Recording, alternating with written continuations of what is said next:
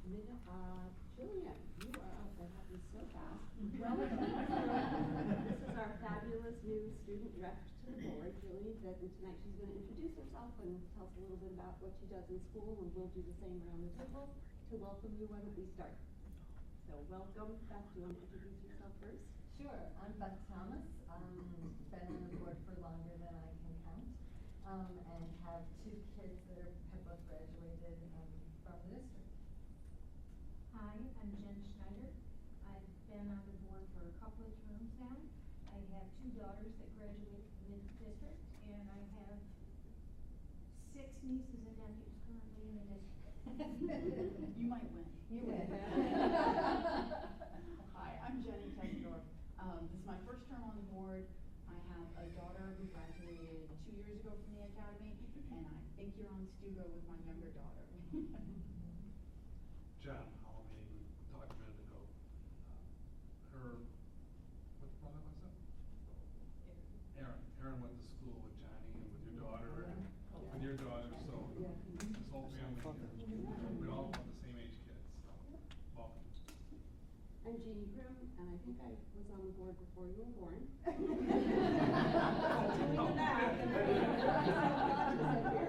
Welcome, we're really glad to have you. I'm Julianne Miller. Oh, I just started my second term on the board. I'm pretty sure you know my oldest, who got friends with one of your brothers, and my middle one just graduated this past year from the academy, and I have an 8th grader. Megan Personelli, I'm in my second term. I have a senior this year as well, a sophomore, and a 3rd grader. We did senior pictures after that. He's this tall. Yeah. Milton Johnson, I'm in my second term, and I have kids who graduated now 4 and 7 years ago. 4 and 7 years ago. And we met on your way in. I'm Amy Calabrese, and you know my son Tyler, who graduated last year, and my daughter Bella, who graduated the year before that. Floor is yours, Julian. Well, hi everyone. My name is Jillian, and I'm currently a senior at Canandaigua. I'm also in the IB diploma program. So for sports, obviously I'm on the tennis team. I'm doing basketball this winter, and then I'm also on the track and field team. For clubs, I'm in Stugo, Tri-M, NHS, Fiddle Club, and a few others. After high school, I plan to dual degree in violin performance and business administration, as well as hopefully play tennis in college. My top choice is the University of Rochester / the Eastman School of Music. But I'm super excited to be my senior year and, of course, participate on this amazing opportunity. Great. Thank you so much, and welcome again. Let's see, before we move to your report, I just wanted, just in case there's someone who doesn't know, we don't actually have a policy on overnight rooming. And we do allow students to choose their roommates. We are not privy to the sort of information that was raised. It's not something that we are privy to. And also, we do allow families to pay for and choose a single for their child on school trips. So I just wanted to make sure, in case there are other parents in the room, that they know the way that we handle our school trips. You are up. I'm actually going to not give remarks tonight because I don't want to steal any of their thunder. Sometimes I do that and then I say something and you want to say it. So I'm going to refrain from that. I do want to comment, Jillian, can you just join a few more clubs? It doesn't feel like you're busy enough. Very impressive. Nice job. So I'm going to refrain from my comments. Do you want to introduce it? Sure. You usually do it.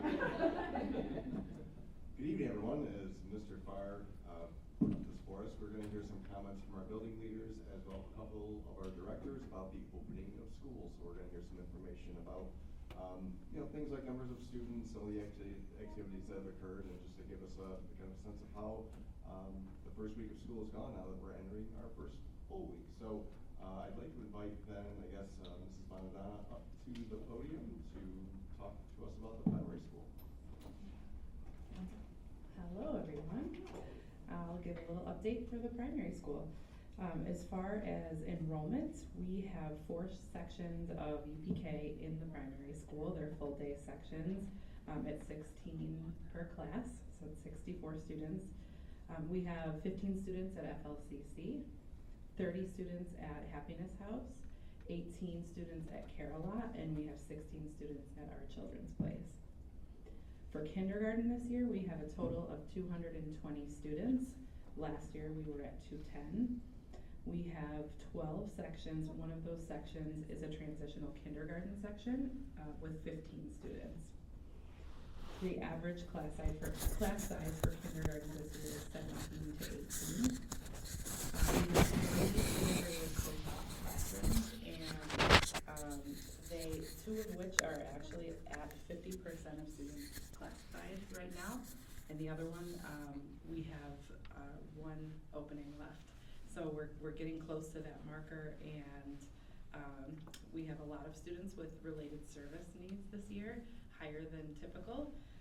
So our numbers for special education are a little bit higher at kindergarten.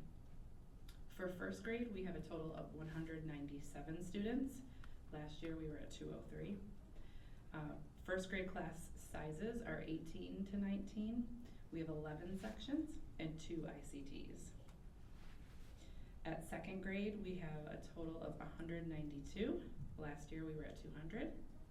Class size at second grade is 19 to 20. There are 10 sections and 3 sections of ICTs. For our multi-age self-contained special classes, we have 2 12-1-1s. One of them was almost full this year, so what we ended up doing is splitting that one to balance out the other. So we have 5 students in each of the 12-1-1s. One is a functional communication classroom where students are really focusing on developing their language and communication. They're mostly kindergartners. The second 12-1-1 is very similar, but that's mostly first and second graders who are more ready to engage in instruction. The 8-1-1 is a focus with behavioral needs, and we have 2 students in that setting right now. So the total for primary school is 764 students. Last year we were at 755, so we're up just a little bit. We were anticipating that our kindergarten class was going to be about 20 students lower than what we currently have. So we ended up, I think it was early summer, adding a 12th section back to what we had originally planned for 11. Just as far as a general update for the primary school, I have a unique perspective this year because I have a UPKer and a kindergartner starting. My daughter and my son are in UPK and kindergarten in another school district, and so it's been really interesting living the life of my exact job. And just in reflection, I find myself being very proud of what we do here because I think my kids attend a beautiful school district, but there are so many things that I look at what we do and it's really amazing. Our bus run and orientation is not really done better anywhere that I have seen or hear about.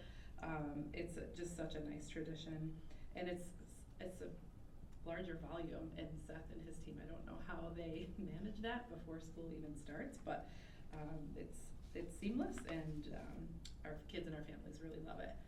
We have had a lot of feedback about our meet and greets for our UPK and kindergarten families. Some younger grade levels do a lot of just the supply drop off, and I feel like the time that the kids get to come in and see their teachers and spend time with their families, actually meeting the teachers, has really made for, less tears. I know Jamie and I look at each other on bus run day and we don't want to say it, so we just knock. But little things like sending paper copies home of the teachers over the summer, that's something that we've changed so that kids and families get excited to run to their mailboxes. And I didn't realize it until I was the parent of a kindergartner. I got a text from another mom letting me know, asking me who my child's teacher was before the text message came in and it was sent at the same time.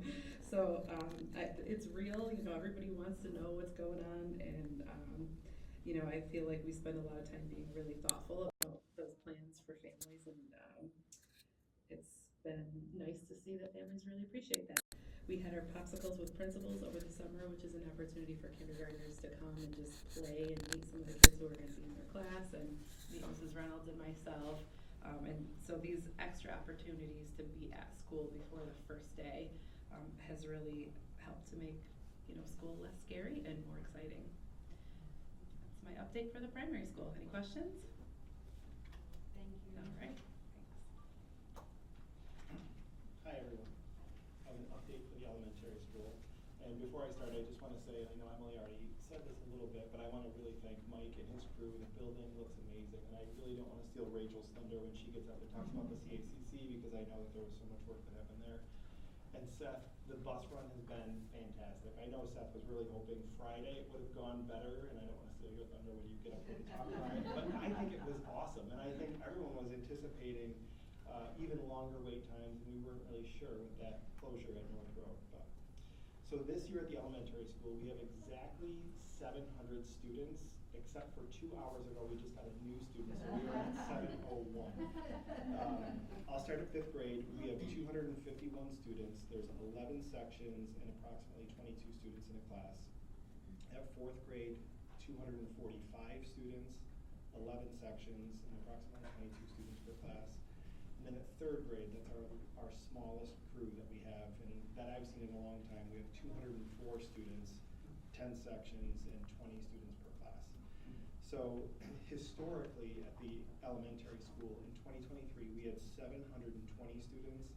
Last year was the largest I'd seen in a little while, was 760 students. We sent that large 6th grade crew up to the middle school, and Chris has those numbers. And now this year, looking at 700, I'm just hopeful for the future and hopeful that those numbers keep going up. One other thing I just want to emphasize is the number of new students. At 3rd grade, going into the school year, we had 9 new registrants. Same at 4th, 9 new registrants. And then at 5th, 7 new registrants. And I just think that that is a testament to the work that Jenna Sutton does. I mean, if I had, over 20 students in just my building alone, I know she's doing that. And I know some of them are families and things like that, but for all of these families across all the buildings, Jenna I know that when we got towards the end of August, she was sending emails saying, new student registered, and it was after 5 o'clock, 6 o'clock. She must have put in a lot of late nights doing that work. So we've really tried to welcome our new students over the years, but this is the largest crew we've had in a while with that number of students. So we're doing a new student breakfast like we've done in the past. We have a bulletin board that's new this year with pictures of these new kids. So when they've come in over the summer and done a tour, we took some pictures of them and made a bulletin board and really tried to welcome some of these students. So that's the update for the elementary school. Thank you. Hi everyone. So at the middle school we have 770 students. And as Brian mentioned, we have a very large group in 6th grade, 286 students, and we're gonna need another Gaga pin. I was watching that this morning, it was just gonna pop the sides, there's so many.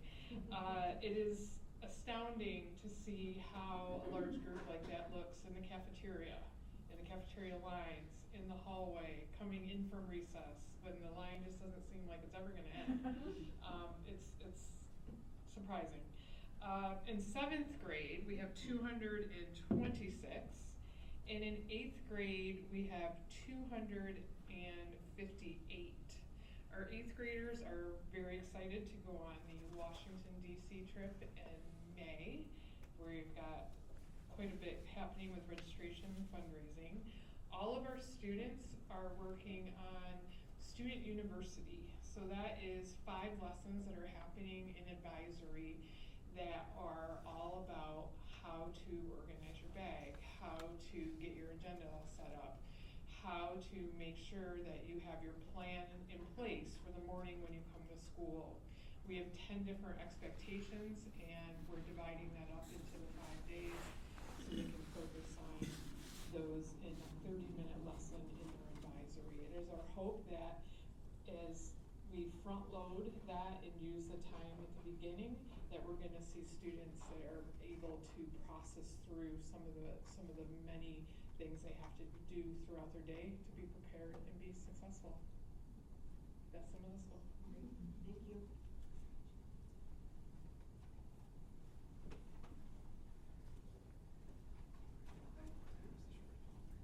Hi, everybody. Good evening. Welcome.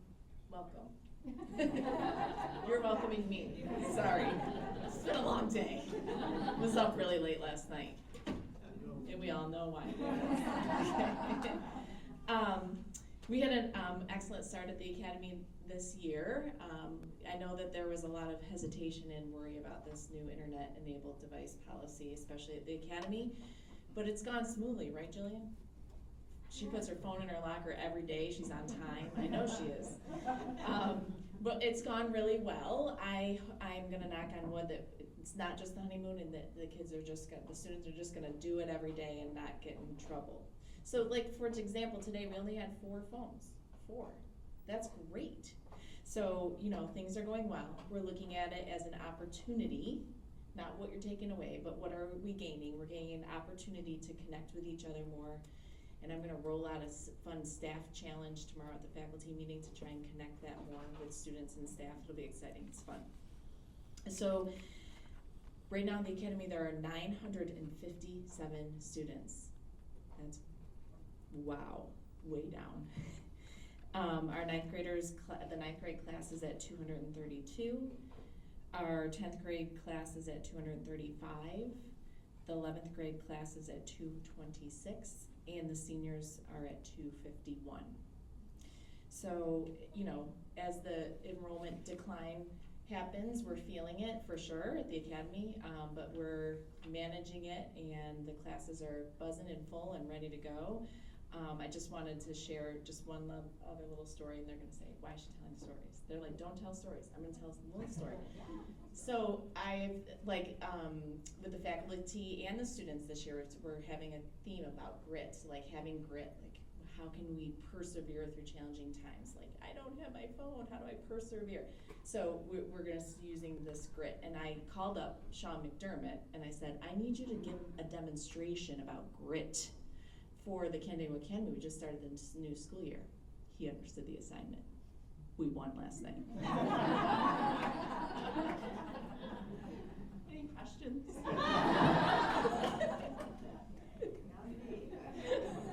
Okay.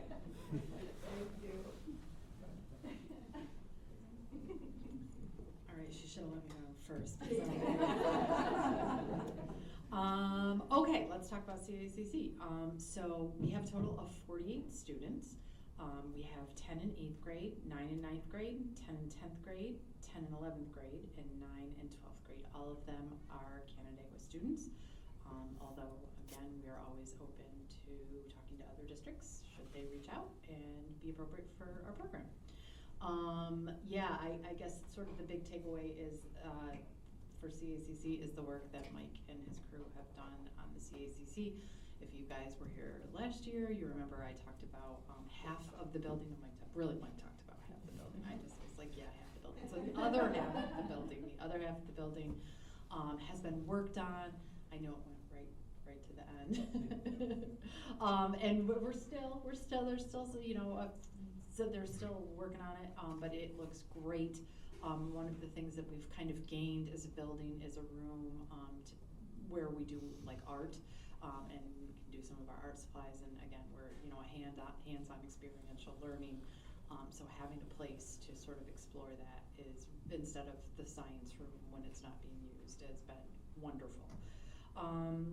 Let's see, we have hired a new aide, you know, for our building, like a new staff member is a new family member, and so we have hired a new aide, and she is wonderful. We really, I think it is going to be great. And then the last thing is, even though we are a smaller school, we still have the internet-enabled device restrictions, and again, that's gone really well. And we don't have lockers.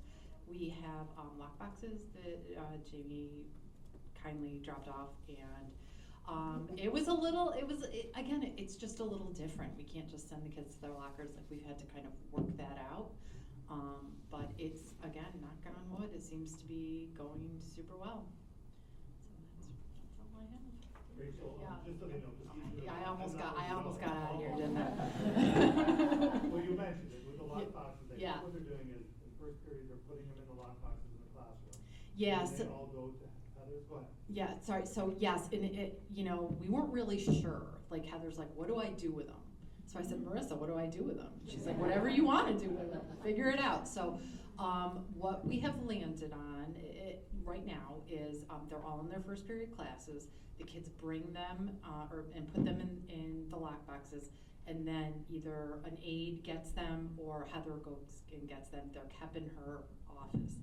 Now, midday, she has to give them to the students who are going to BOCES. It's a thing, it's an all-day thing. So midday, the students who are going to BOCES have to get them to be able to bring them to BOCES, because transportation, they don't come back, right? So BOCES has their own procedure, and then the students who are coming back from BOCES, who maybe haven't been to the building, then have to turn those in.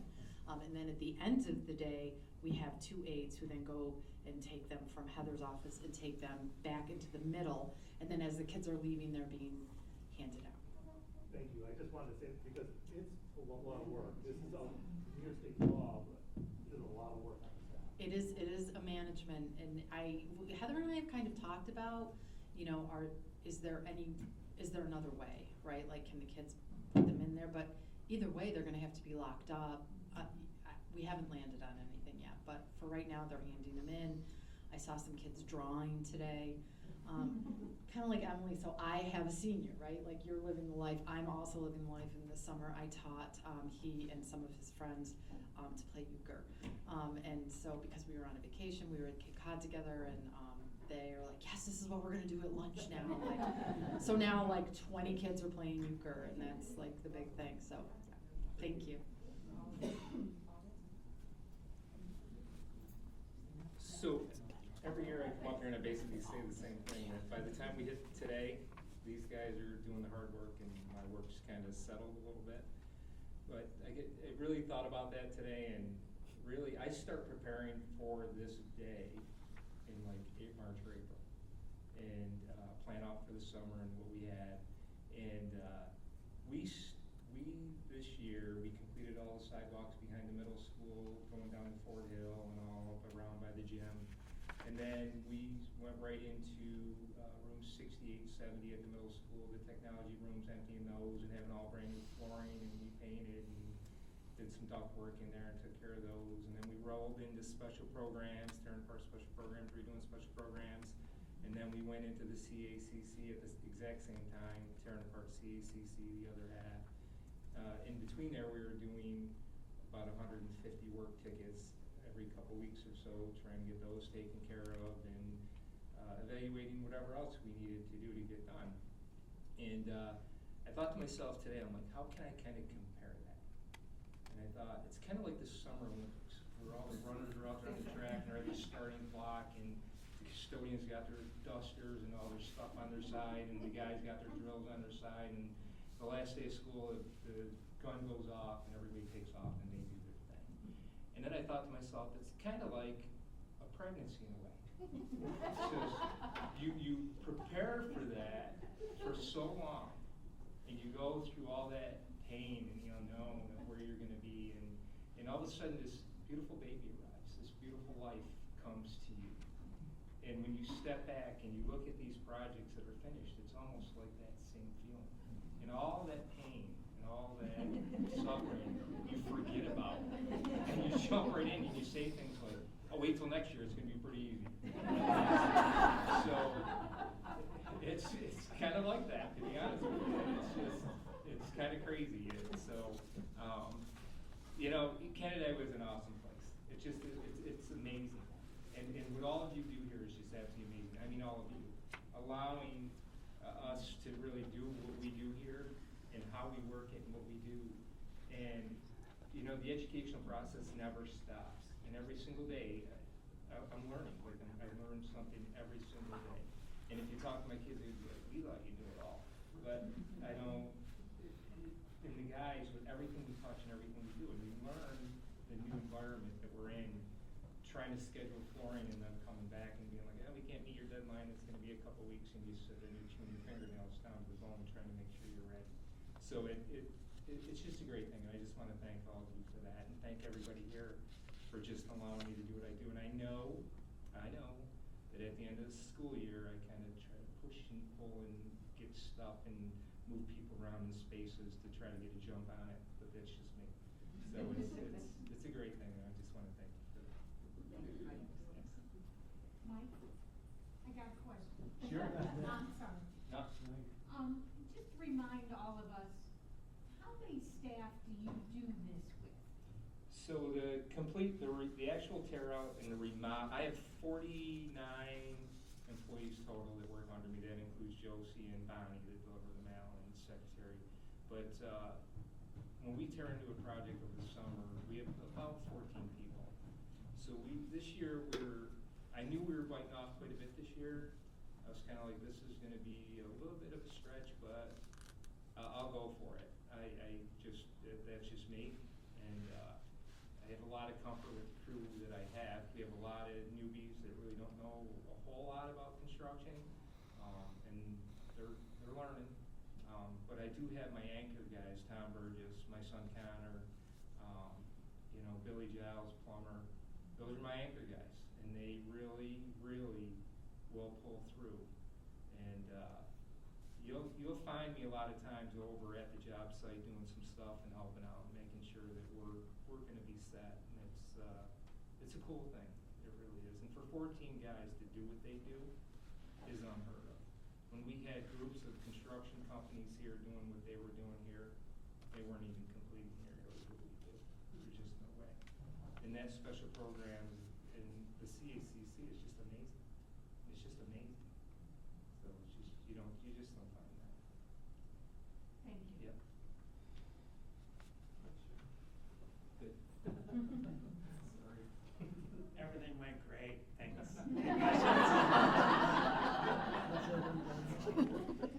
It's all about thanking everybody here.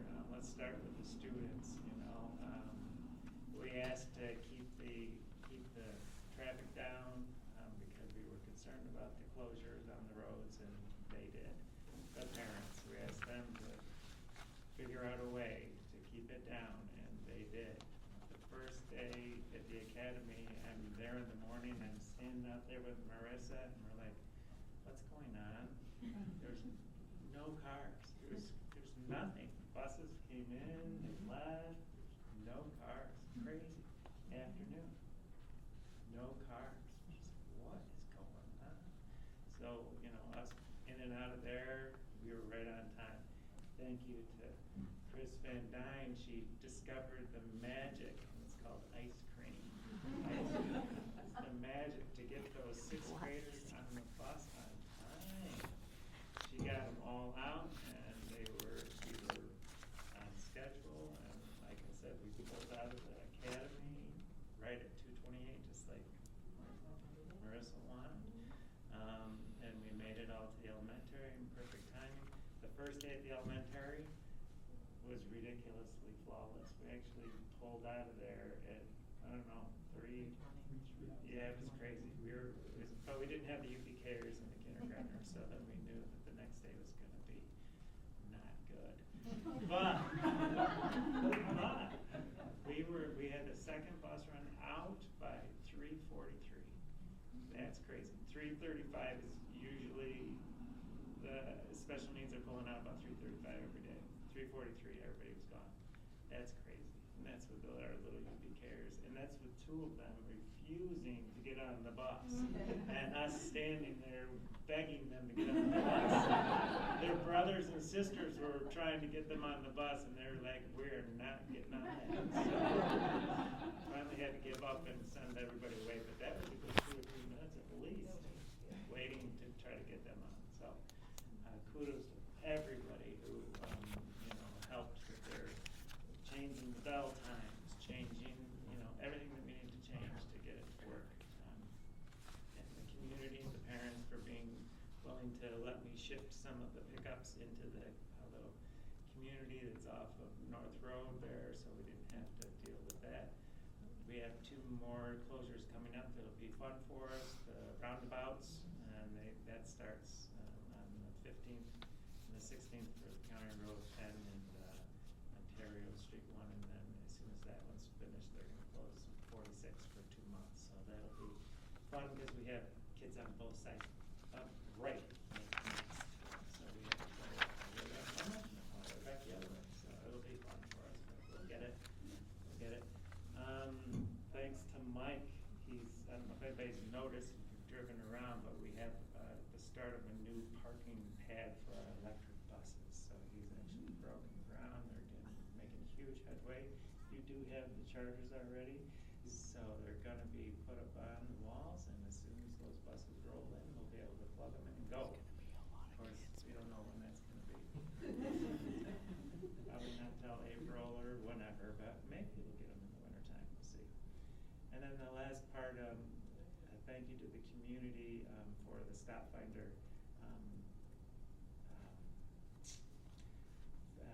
not feedback, but response in the way of the fact that we're getting people to sign up. We have 1,212 subscribers right now. When I first started it back in March for our soft rollout, we had 102, and that stayed 102 until this summer, and it didn't change, and that's what I was hoping for. I didn't want to get killed right away, because we got hit in the summertime, and then we really got hit at the end. But 1,212, there's about 1,670 that were actually eligible to get the app in the beginning. So if I've got 1,212, and then I've got 187 sub-subscribers. So that's the subscribers have invited other people, their husbands, their caretakers. So we're up to like over 1,400, which is great. That's huge. That's huge. So a really good response. I've only had 2 people that don't like stupid apps.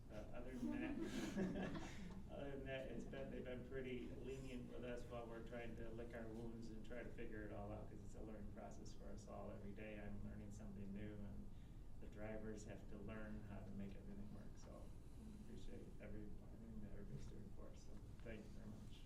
Any questions? How big is that fleet this year? 58. In that area. We had to add a couple of runs, but it's pretty much single transport for real challenging students. So we haven't been able to add any big runs, which I'd like to, because I just don't have the staff to do it. We're still loading those buses up really full at this point, especially in Farmbrook. Any other questions? All right. Thanks. Thank you. Thank you so much to all of you. You are amazing, not just in how you do your jobs individually, but the support and kudos you give each other. So thank you, and please go home. Yeah, I used to say that. Okay, we can touch the agenda in a couple of hours. Jen, questions or comments? All in favor? I heard unanimously, thank you, and nothing else. Ask for a motion to adjourn. Thank you, Jenny and Jen. And just as a reminder, we ask that visitors to the district use the building and the premises immediately. Thank you, and have a good evening.